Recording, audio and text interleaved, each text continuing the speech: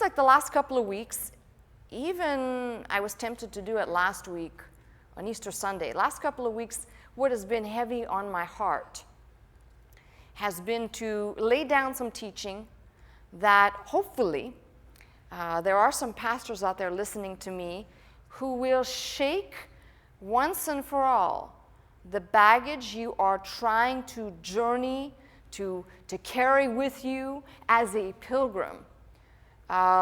It's not going to work. And you're not going to get me to change my direction. Now, I'm going to kind of give you some background. A couple of weeks back, I decided I was going to teach on giving. And some folks expected me to give a formula, like, oh, are you going to tell us about how much we should be giving? And the answer to that question at this point is no. There are principles that must be carved out before the mind can even come to an understanding of what to do. Principles must be carved out. In the doing of those principles, you must go back to this book. And this is where my heart has been so heavy. Unfortunately, you go through the channels on your TV and you see people doing something that is so egregious. And listen, I'm not here to make friends. I'm like the Apostle Paul. If I seek to please men, if I seek to please women, if I seek to please you, I should not be the sent one, sent to preach and to teach the Word of God. So I don't seek to please anybody. I'm not here to make friends. I'm here to help those who desire to be sons and daughters instructed in the way by this Word, not my opinion.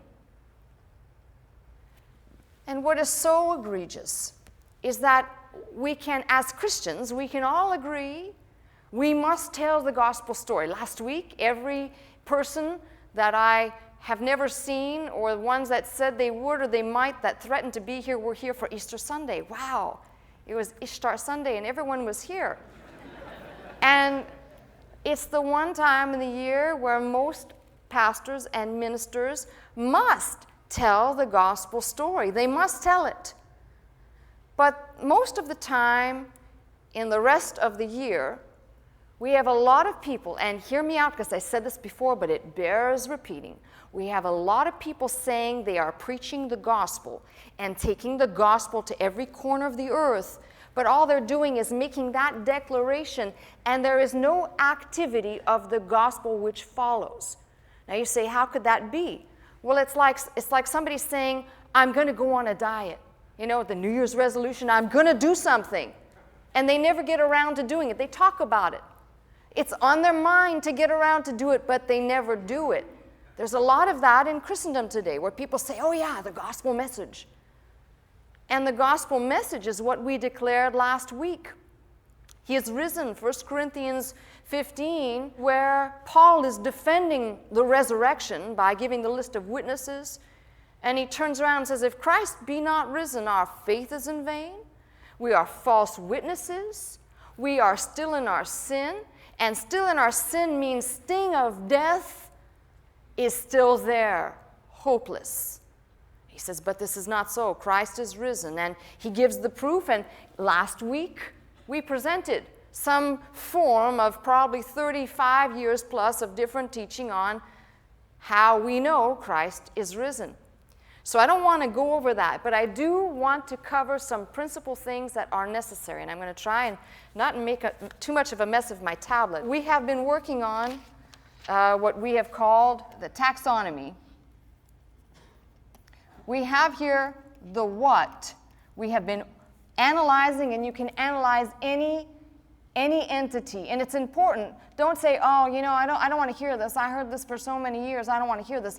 This is why when you get the taxonomy, you will understand why the teaching of the gospel and giving become key factors which you cannot escape. If you do not wish to preach the gospel of Jesus Christ, which I will tell in a few minutes, I will speak on. If you do not wish to declare that, which includes giving, you pastors and ministers out there who succumb to tricks and gimmickry and every other kind of thing under heaven's blue sky should quit the ministry. Go work for some investment firm. because we're talking about teaching people as Jesus commanded, and I'm going to demonstrate and prove that from the scriptures, teaching to do what he has commanded. That is not being done in the churches. There are very few churches that are carrying out the Great Commission. When people talk about the Great Commission, they say, well, the Great Commission is to go out and win souls. And they completely leave behind something of paramount importance, in fact, of equal importance in that Great Commission. So, in the taxonomy, we have been focusing on the what of any entity, but we're speaking about the church. And we are looking at the purpose of the church. We are looking at the function of the church. And we are looking at the structure. You who have been here before have seen these so many times, but there are so many new ones who haven't. Controlling forces. These are, in part, some of the what that make up the church. The first one, of course, is the purpose. And the purpose is spelled out in a written declaration. God, at the beginning, gave his word to an oracle people. He spelled out in no uncertain terms when he gave the law. And the law is not just all of the word, but all the words recorded, the Pentateuch, which Moses then takes and puts down for generations to receive. And then we have successive generations of prophets until the time of the gospel. So all of this spells out the purpose. 3 chapters open the book telling us God created us for communion. The Creator created the creation, that we should worship him. I don't think anyone would have any disagreement with that. We were created to worship the Creator. And yet, when it comes to worship, people will come in with subjective ideas and say, wait a minute now, my subjective idea of what we ought to be doing says the purpose for which the church exists, let's just say hypothetically worship, ought to look like this. Well, there's no roadmap. How much entertainment should we have in the church? How much license should we take? You know, I think there's a good method to understanding the declaration of God's word when you look to the Sermon on the Mount. I see Jesus, in my mind, reading the Sermon on the Mount, standing and making these bold declarations to the people listening. I do not think that there was an organ playing softly behind him, giving him the mood music. I don't think people were getting up and moving around. I don't think there were people passing out popcorn. And I don't think, although there are cases where someone did interrupt Jesus, see, these are all principles which, as archaic as they may seem, must be reiterated because there is a lack of respect for God's ordained leader. There is a lack of teaching from this book. Do you realize, it hit me the other day as I was watching somebody on TV raise money, it dawned on me, if every single minister out there quit the gimmickry and equip the saints, that's what we are called to do. We are called to equip men and women for the kingdom, which begins in the now and continues when we are in his presence. How on earth, please, and don't answer, it's rhetorical. How on earth can you tell me that pastors are equipping the saints when all they are doing is getting them to invest into something? Invest into a self-deluded idea that somehow there is reciprocity in giving because they haven't explained the paradox. The paradox simply says two things which seem to contradict each other are happening simultaneously. Not explained. Yet Jesus spoke so many concepts in paradoxes. Dare we even act as though we should communicate these to people, including the giving of money? So, we go back to the taxonomy, and in that purpose, we say the objective, God's objective, his written statement of purpose that he declared was at the beginning, let us make man in our image. And that man, Adam, was created for fellowship. And it becomes very clear to me that after 3 chapters, we have the history of man trying to get back in somehow by his own devices, Tower of Babel. Now we want back up there, and we'll get there, but it'll be by our own devices. Sensitive ears or maybe take offense, but I'm just going to say it. You have a lot of people that are in this box right here of controlling forces in the church. Controlling forces of the church which dominate how we understand. We have now moved into a phase in Christianity where everything must look like the controlling forces are dictating how we worship. Oh, if I come into a church, I've told you this story. You know, God forbid we should have a new saint here today who says, but you know, I'd like to have that spiritual feeling, you know, where the hands are up and the tears are streaming. Listen, there are 168 hours in the week. Go home, play your favorite music that makes you cry when you worship. You can raise your hands and your feet in your living room and do all that you want. But when you come into this church, I am going to show you by this scripture we are carrying out the Great Commission. Now, I'm not alone. I'm not alone.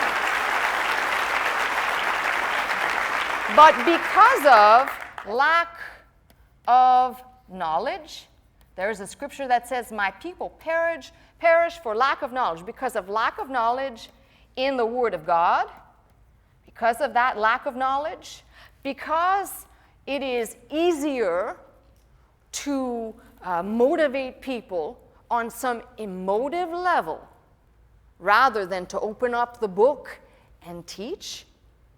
It's much easier to get people to give. You know, if I came out here with a cane all hunched over, you know, you see me, Pastor Scott, strong, vibrant. You see me come out here and say, you know, I got a cane and I'm kind of hunched over and I say it's offering time. That may give me some sympathy. You may say, oh, boy, we better give her some more money, this poor woman, you know. This is what every saint is not seeing, that just woven in ever so cleverly. You know, Satan comes as an angel of light, and he always comes disguised as a lookalike. It sounds so plausible. Give because. Give because if you do not give, we cannot continue to proclaim. My friends, let me just tell you something. That is the greatest fallacy. If this is the Church of Jesus Christ, if it is His work and His mission and His ministry, the same that created everything, will provide enough for His work to continue, including containers and money and people to carry out the said purpose declared in this Word.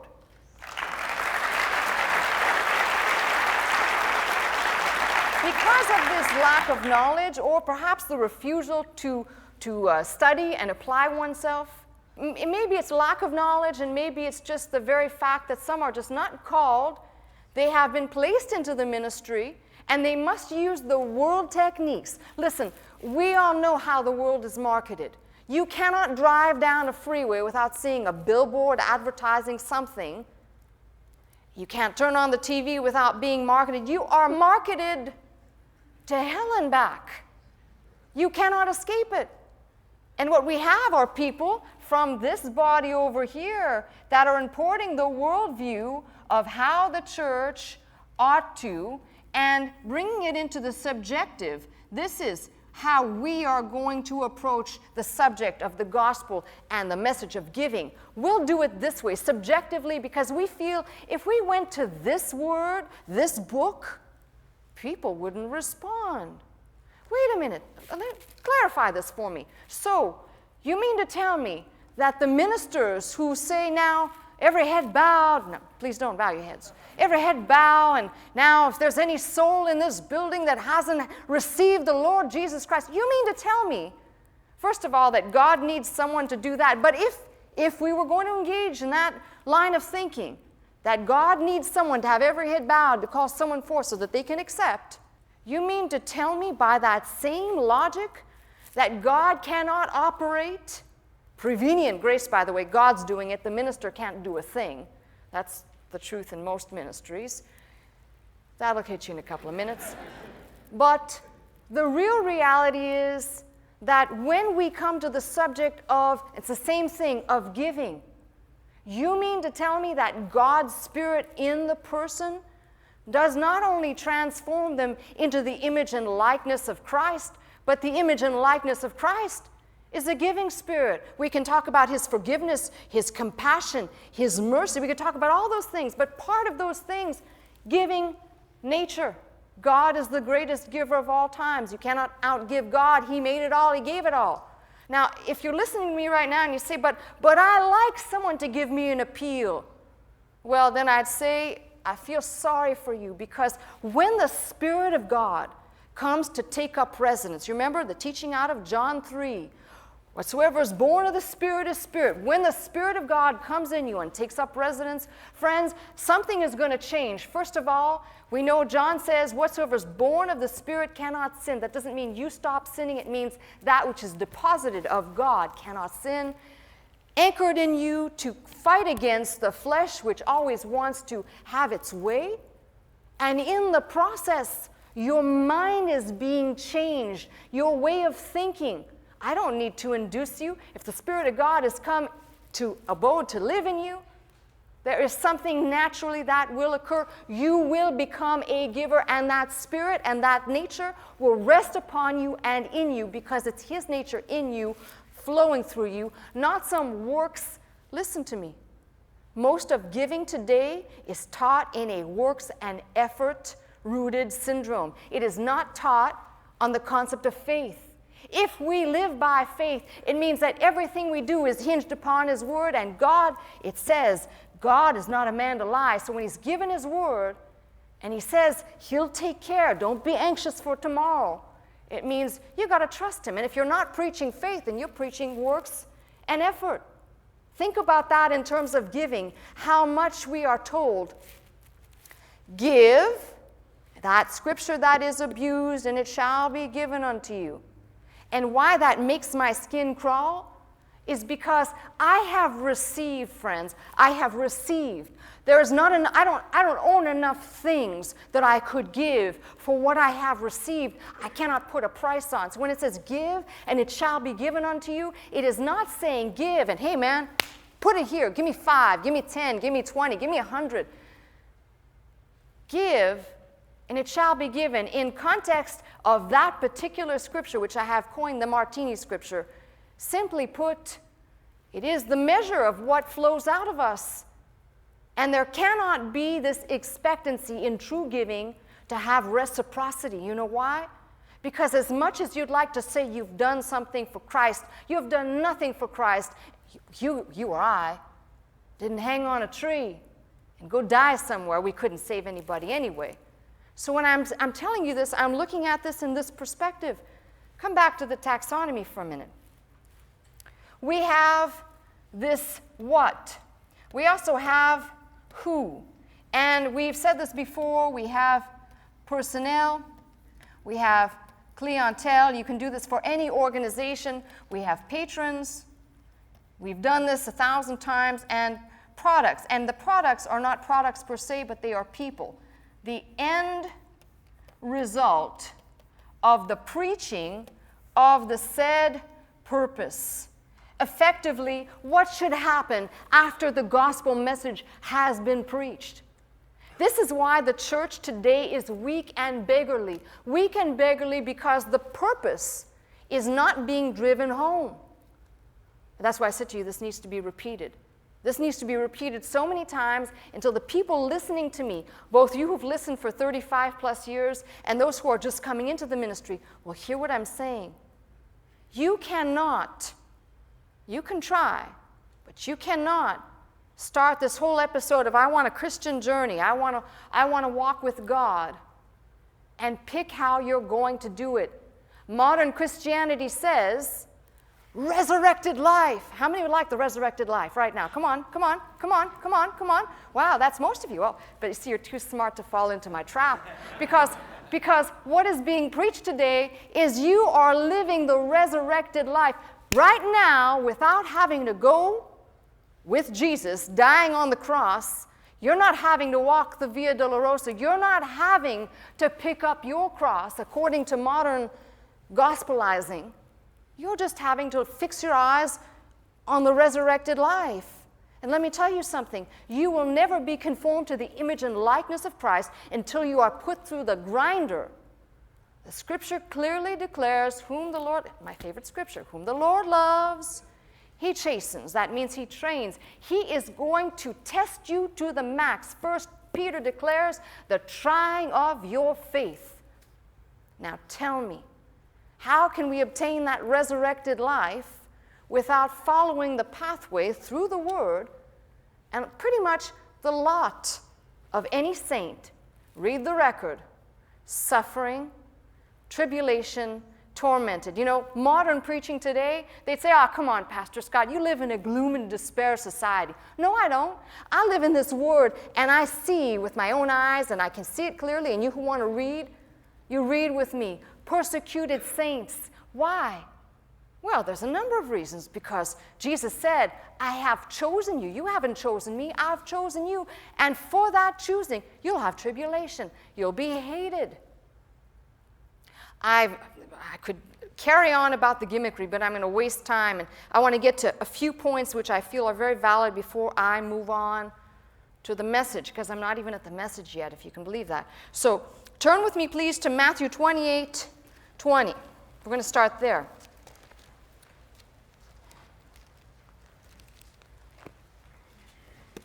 And actually, it'll be 28, 19, and 20. Matthew 28, 19, and 20.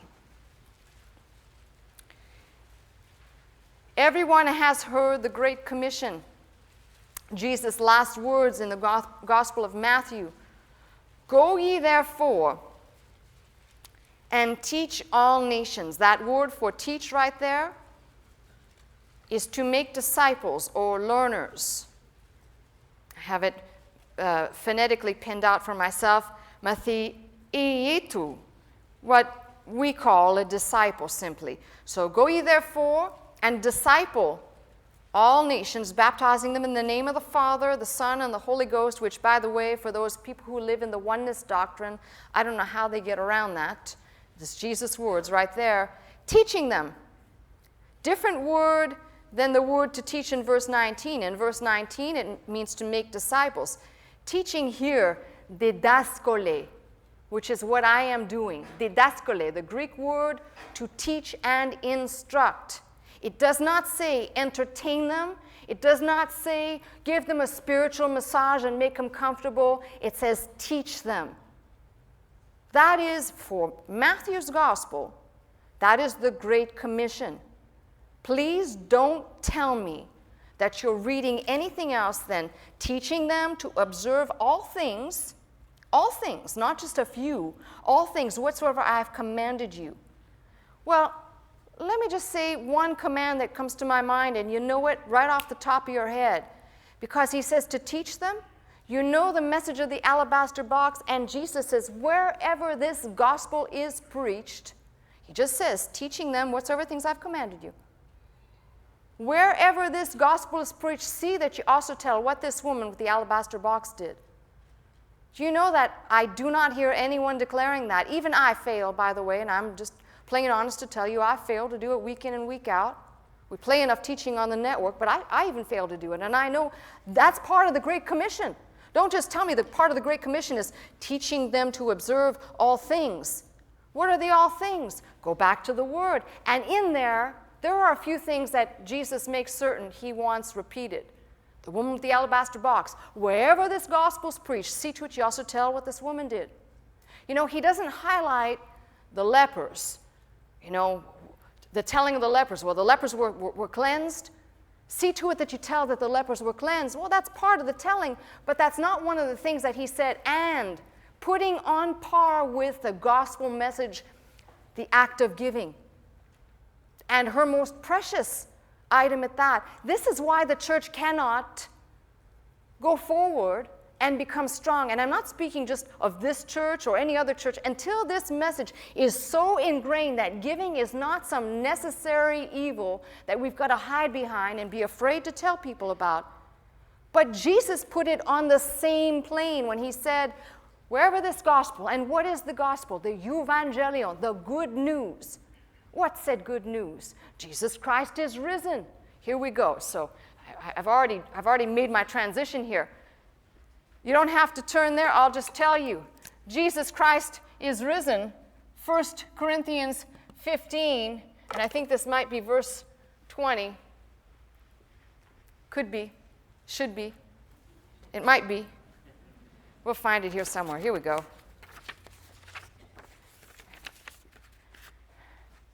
So, now, but Christ is risen. He is risen out of or from ek nekron, the dead, and an addition right here telling us that he is the first fruit, the first type, the first goer, if you will, giving us the hope that in that same passage of 1 Corinthians 15, this is the good news. When somebody says, well, we're spreading the good news, then don't go telling me about your blessings that you can receive until you're willing to act obediently and proclaim these messages, which are the staple food, the staff of life for any Christian son or daughter. Don't tell me about the blessings that you're going to get. Does God bless? Absolutely. But I'll tell you how he blesses his people. When they quit looking at themselves and come with a humble heart, only God can see that. When they come offering with a mindset like Abraham offering Isaac. When they come and they say, I am, by his word, acting in obedience, not legalistically, but obediently running to that voice, then we can talk about blessings. This is the common preachment of today. How to get your blessing, how to be a blessed Christian right now. Get it now, get it now. Go back and read that passage out of Genesis 22 and see how obedience played a part in Abraham getting blessed. He didn't just get blessed because he was a blessing to other people. He got blessed because he listened to God's word when he said, take your only begotten son, go to the designated place I will tell you, and offer him there. And that's when the blessings kick in. If you're not willing to talk about and preach obedience to Christ and his word, then quit Christianity. Go play the lotto. You've got a much better chance of receiving than the modern day ideal of what Christianity is.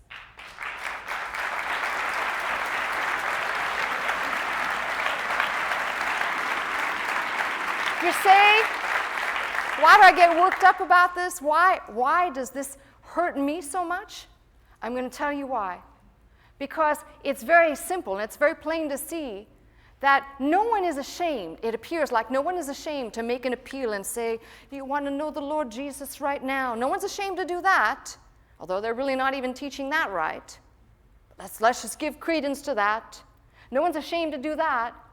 But I'm tired of seeing ministers, and I'm speaking to some of you pastors out there who I call perverted closet watchers. You watch, you won't give a dime.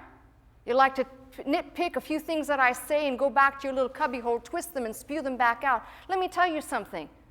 In fact, you don't do your own fundraising. You bring in someone to do it for you. Let me tell you about the grace of giving. The grace of giving from God's word taught right is nothing to be ashamed about. In fact, money and things taught right is the most beautiful expression of understanding you're not your own and I'm not my own, bought with a price.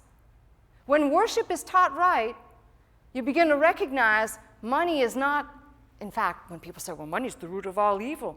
No, it's the love of money. And Jesus spends a lot of time speaking about money and telling us how to manage and how to understand what belongs to us really doesn't belong to us. You know, I love these ideas. Somehow, forgive me, it's like a slumgullion today. Somehow, if you're new here, don't worry, you'll hear that repeated often enough, you'll figure out it's a stew with everything in it. Somehow, I'm curious to know, like the ones that say we must tell what we do with the money. You know, we must have transparency. Let me tell you something. That's a business concept that was instituted by some government pervert that wanted to have into the church, into the Holy of Holies. And let me tell you something. In the Holy of Holies, that was reserved for the priesthood, not for the government, for the priesthood. So people come up with these ideas somehow. We must have this act of knowing where the money goes. I'm telling you, you must have the knowledge of bringing your offering from the heart. God sees the heart. I do not. You must have that knowledge first. And you cannot, I'm sorry, you can fake some things, but giving sacrificially, giving joyfully and hilariously cannot be faked. You know, you could say, well, a little while maybe, but then after it becomes a tedious act of writing that check and you just say, oh, forget it. All right? I could put that money somewhere else. The worldview of giving is like this. Jesus sees the widow bringing her 2 mites and casting them into the treasury. And he makes a comment about this woman, seeing that she's giving all versus the grand Pharisees in their long flowing robes that put in what they needed to. And the worldview out there says, careful now, don't give away all your money to that religious institution. That's not a good thing. You need to keep one of those mites for yourself. At least keep one. Or, wait a minute. Hey, the treasury, you need to be supporting her. She's only got 2 mites. Jesus, caught by this woman's faith of casting in all that she had. And the interesting thing, this is the interesting thing. The money that was given to Judas to betray Jesus, that money, that came out of that very same treasury. Think about it. The money that woman, maybe part even of her mites that were being cast in, although it was pieces of silver, doesn't matter, in conversion, were used, came out of the treasury to betray Jesus. Oh man, if you only knew where your money's going, you'd never give. Widow woman, take heed. Can you hear Jesus saying, now woman, they're going to use that money to carry out God's purpose and do some evil deeds. Don't give it. That's the worldview. Why this waste? It's the Judas view. Why this waste? And yet, you can be sure of one thing. If the world is saying, why this waste? You always know the majority is always going to be wrong when it comes to this word. Because there are very few Bereans, like those Bereans that went into the word, that opened up the book, that said, I must know, and I must comb it, and I must know. Now, if you're not living in that realm, I don't fault you. But then find yourself a pastor or a minister who's going to be dedicated enough to watch for your soul and tell you quit succumbing to the ideas somehow in this short time allotted to you, and life is very short. I just had a birthday and I thought, well, surely I can't be there yet. It goes by quickly. This life is very short. Whoever is not instructing you, just find someone who will.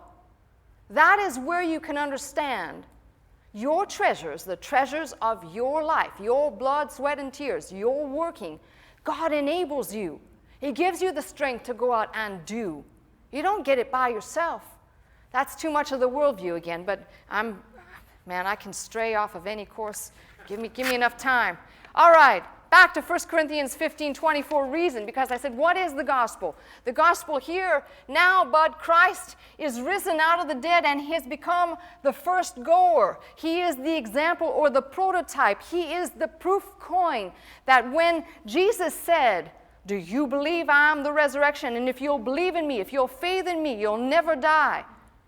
We say with our mouth, yes, but in our heart we know, surely we'll die. There's a cemetery across the street that says so. And of course, this flesh must be laid down, but one day, this something inside of me will put on something that is not corruptible, something that is totally unblemished, blameless, and will stand before him in that state. And until then, you just keep wrestling it out. It's a pilgrimage. Until then, we have this hope. If we didn't have the hope of Christ being risen out of the dead, being the first go of our faith and the example, I lamented when I left here. I said, I wish I would have told people. Jesus raised Lazarus from the dead. He raised the widow's son at Nain, raised from the dead. So many that he raised from the dead. But they all still had to die. And without Christ's resurrection and the proof and the evidence and the verity of him appearing and saying, it is me, through and through, as we presented last week, we're hopeless. No hope. But then the promise is, because he is risen, pantes, all, out of the same 1 Corinthians 15, all, I love this big compound Greek word, all will be living or made alive. And here we have the word to make. So all will, essentially, all in Christ will rise too. This is the gospel message. He is risen. We will rise. And then you old-timers know this. 1 Corinthians 16. Corinthians 16 begins with peri de tes logias, which translates now the concerning the collection.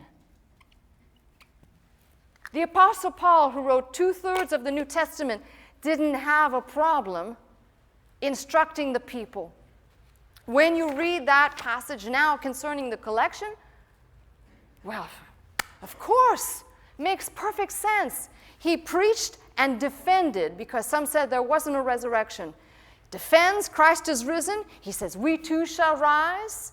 And then says, now concerning the collection. My only lament is that I have enough scriptural knowledge to know that 1 Corinthians, that whole letter, is a corrective letter to a rebellious, over-spiritual church. And you can always tell, by the way, in the super-spiritual churches, this is not, the last one is left out. It's the dirty, necessary evil. The more spiritual the church, the more we have to pray. And we have to do these, telling people, we're going to be praying now. We're going to be fasting now. We're going to have a group fast. It's like a group hug. We do it together. We tell everyone.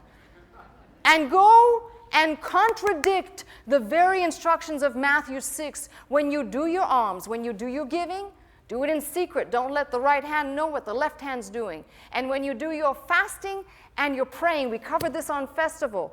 Don't make it into a theatrical event. You know how tired I get of seeing people, and I've been to churches like this, where you'll have the offering come, and here's the guest, and the guest comes and says, oh, because we love your ministry so much,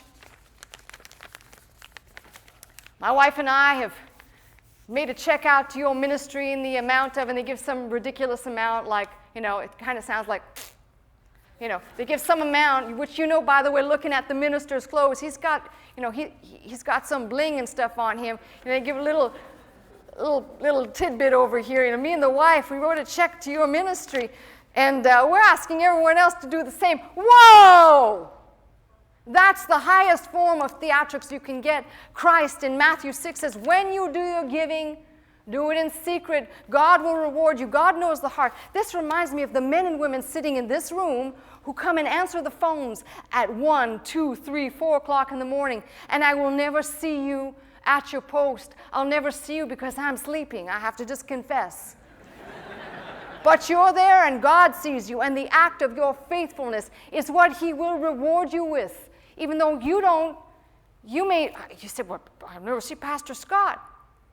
Does she know that I'm doing this? Let me just tell you something. That is the mindset of giving, done the right way. You are not looking for credit. Now, I'm going to show you my version of how God repeats himself. Go to Genesis 8. Genesis 8 is the story, in the passage where God says, that's it. I'm going to wipe out all creation, too evil. Mankind is too evil. I'm going to wipe them out. And he tells Noah to build an ark. And I want you to hear the pathway to the ark. God says, build an ark. First thing, Noah builds an ark. And that ark represents in type Christ. And I say that very simply without having to defend it or elaborate too much. in the fact that all who would be placed in this ark, those 8 beings, those 8 souls, and all the animals were spared safety and salvation inside that ark as long as they remained in the ark, which is like us, as long as we remain in Christ. And God gave this promise: build the ark, you and your family, and the creatures that I tell you to place in it, and you'll be safe. And judgment came upon the whole earth. We know that, so we have a promise. The man of God who carried it out obediently, the type of Christ, which is the ark and safety in the ark. And then you read, after the waters abated, read with me here. It says, we read 8:18. Noah went forth. This is after the waters abated. His sons, his wife, his sons' wives with him. Every beast, every creeping thing, every fowl, whatsoever creepeth upon the earth after their kinds, went forth out of the ark. And verse 20, Noah built an altar unto the Lord. This is why I said to you, this is the crime. It's spelt out right here. The reaction to salvation is one of selflessness. Noah's in that ark, a type of Christ, safe. He has been delivered. He has been placed on dry earth and given a promise. Very simply put, he could have done anything, but he offers an offering. To me, it's self-evident. I could take you, time will not permit me to do it, but I could take you to the same concept with Abraham. And let me tell you what pervades the whole church world. The giving, like Jacob. You remember when Jacob was going to send some gifts to appease his brother? Remember that? When he knew there was this impending doom, and he thought, I better get some stuff going on here, just to appease, because Esau's going to be real ticked off at me, so I better send some gifts his way and give him some stuff. He'll keep quiet. That's how a lot of Christians give. They think God's some angry God who needs to be appeased, and somehow by the doing of this, it will appease him. That is not the God we serve. There's a lot of giving like that. There's a lot of Jacob conniving giving out there. How to multiply your money and spin it back to you, like the guy on TV. He's touted as the top guy who flips houses. He buys them and then he turns them around. He sells them back to somebody else for twice as much money, and he's a genius, right? That's what's happening in Christianity. Except the only people collecting the money that should be. I have no problem with the collecting of money. The problem that I have is that no one's teaching the principles that are not calculated. They are not, I'm going to build an altar and I'll offer an offering on there of every clean animal and every clean beast. Burnt offering means completely offered up to God, nothing kept back for the person offering. But I'm going to put my fleece out there. I'm going to offer these things, but I'm going to ask God, maybe give me a younger wife, I've been locked up with that woman in the ark so long, maybe that's my fleece, I'm just trying to shake your mind awake. You're saying, come on. We've all done that. We've all put a fleece before God and said, come on, God, if you'll just. That's not giving God's way. Oh. Okay. I can do this, I'm going to give you the short form now. Go to Exodus. You know where I'm going to end up. It's not where I wanted to end up, but I'm going to end up here right now, I'm sure. Exodus 25.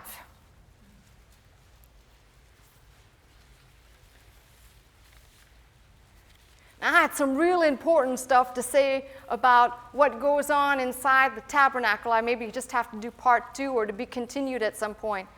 But I want you to think about this.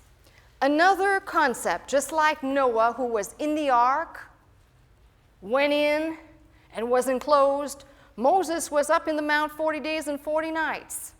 And when he came to this point, which there were no chapter and verse, but now we come to chapter 25, and the Lord spake unto Moses, saying, Speak unto the children of Israel.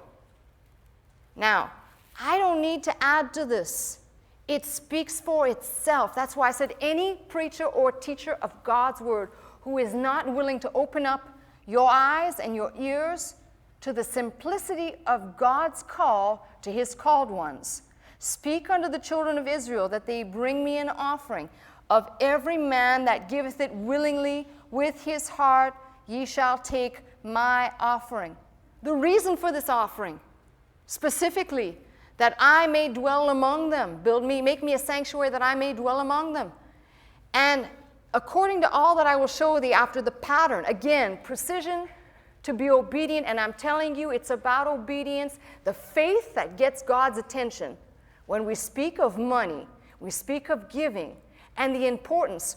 I could tell you right here, when Moses is speak unto the children of Israel, that they bring me an offering of every man that giveth it willingly with his heart. You stay in Exodus, please, and let me read you the following verses, or verse rather, that come after what I've put on the board.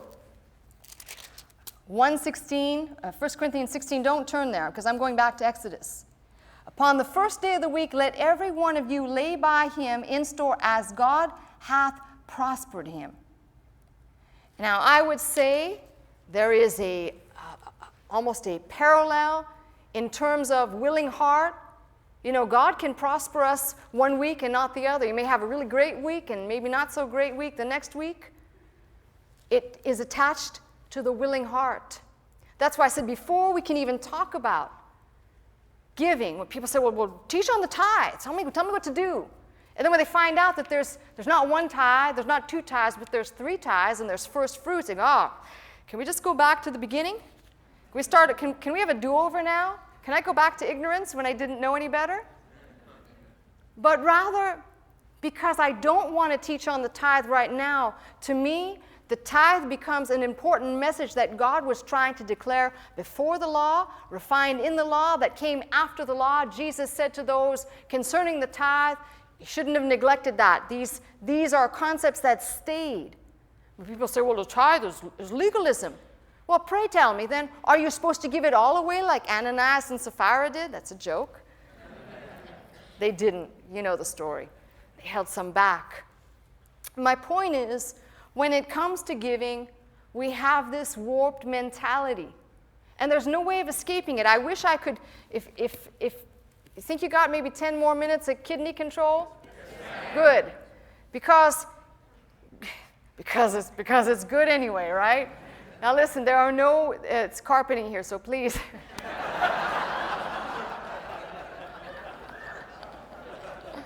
All right.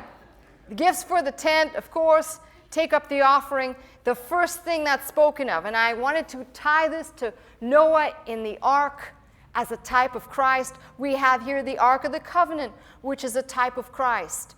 You know, the wood that they used, that acacia wood, symbolizing his humanity, overlaid, of course, in gold, pure gold, not just gold, pure gold. And we know pure gold that is tried in the fire where there's no dross. These are all types important to the fabrication of the ark, suggesting and representing Christ. Of course, the crown of gold around it, which I think also is extremely important, representing his deity. These all speak of Christ. If you kind of just step back, you know that what was placed into the ark eventually, the tablets of unbroken law that were given, the second replacement. I always have the vision of Moses coming down from the mount after he broke those first ones, going, oh, crumb. Actually, I'm not sure that he said that, but it's okay. It's family hour, right? So here's the thing. Unbroken tablets of stone, Aaron's rod that budded overnight, and the pot of manna. All placed in the ark, the lid placed on it, which is the mercy seat, the covering, that too representing Christ and his work. And we could go on and talk about every single detail, which I wanted to do. I just want to show one thing, because it is, as I said, Noah coming out of the ark in safety, representing Christ, salvation, deliverance. What does he do? He comes out offering. Here's Moses on the mount, receiving information in the safety and presence of God, coming down, speaking to the people, offering. Now, all of these things that have types in them, the Ark of the Covenant, which represents a type of Christ, and the covering, kapureth, what goes on the top, the mercy seat, where the high priest would come and once a year sprinkle the blood on the great day of atonement. And then the instructions go right into the table of showbread. Now, you've been around, you've heard this said before, but this, to me, cannot be said enough for any listener. The table of showbread, look at the construction, and the construction of the table of showbread, its measurements are slightly off from the Ark of the Covenant. Now, I went through every single book, which I think I numbered probably about 25. Every single commentator said the table of showbread, the bread on the table was a type of Christ. I have to give credit to Dr. Scott for pointing this out, but I saw it with my own eyes, so it was kind of like a double connectivity. That this table does not represent, we speak of its measurements, the height of the table is the same as the height of other furniture, putting it on the same plane. But it is the only place, if you'll read what went on this table, where bread was baked every single week. And I know, where'd they get the bread? I love that. I love these questions. Like, where'd they get the water? Where'd they get the bread? They were not yet in the promised land. So you know the provision for fine ground flour that you find in Numbers 4 is from the manna, which is a type of Christ, which was ground up into fine flour, for which then they baked those bread, 12 loaves representing the 12 tribes, which means every single person in the camp, in this room, listening to me, wherever you are, everyone was giving. And that bread was an offering from the people to God.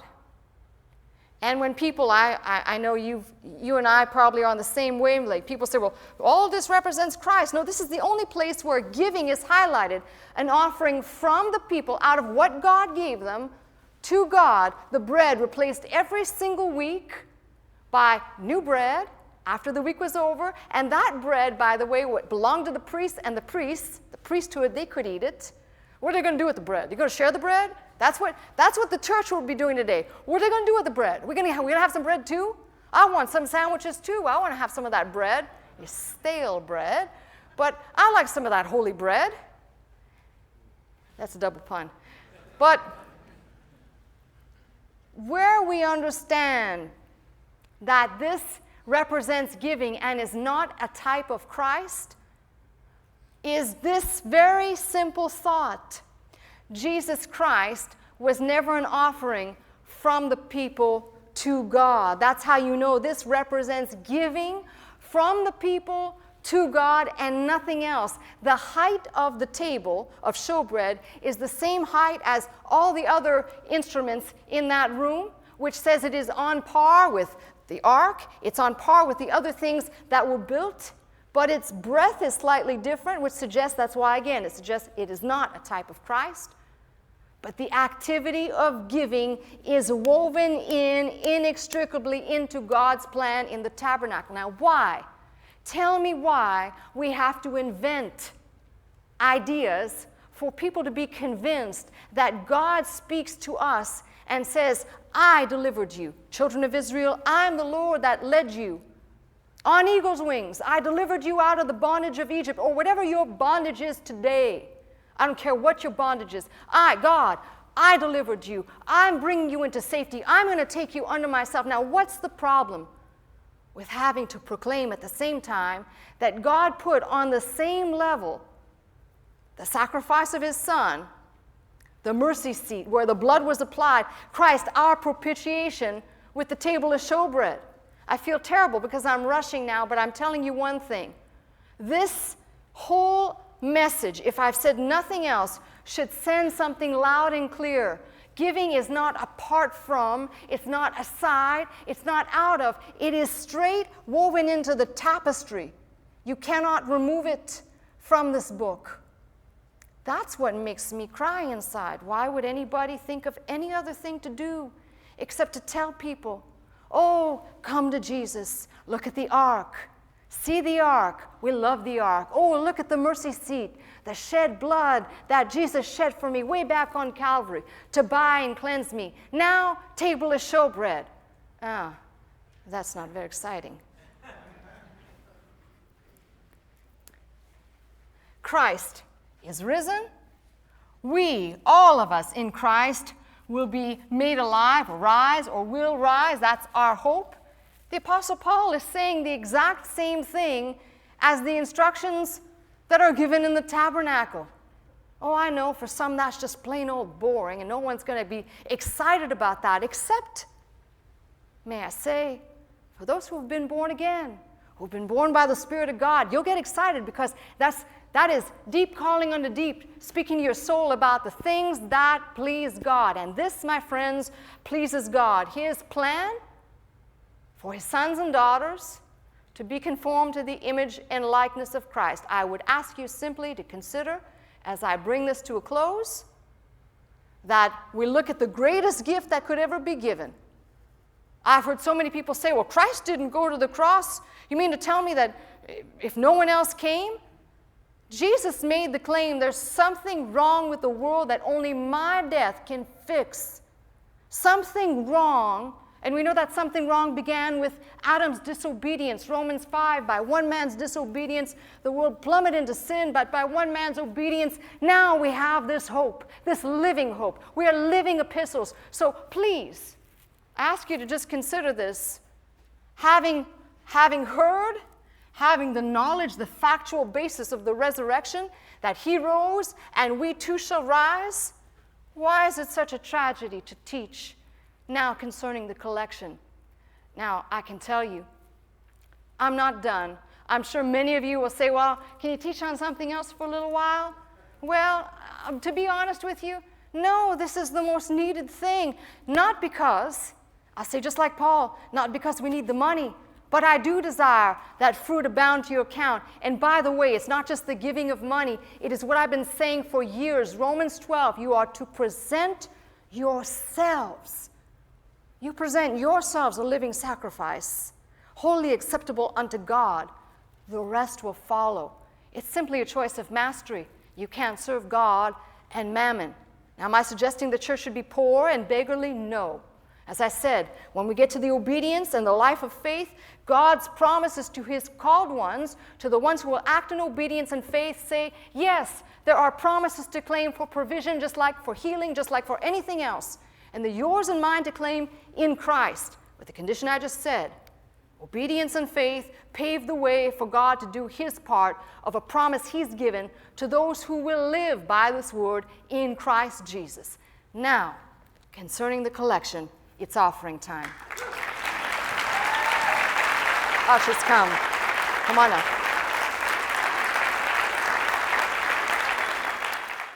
You've been watching me, Pastor Melissa Scott, live from Glendale, California at Faith Center. If you would like to attend the service with us Sunday morning at 11 a.m., simply call 1-800-338-3030 to receive your pass.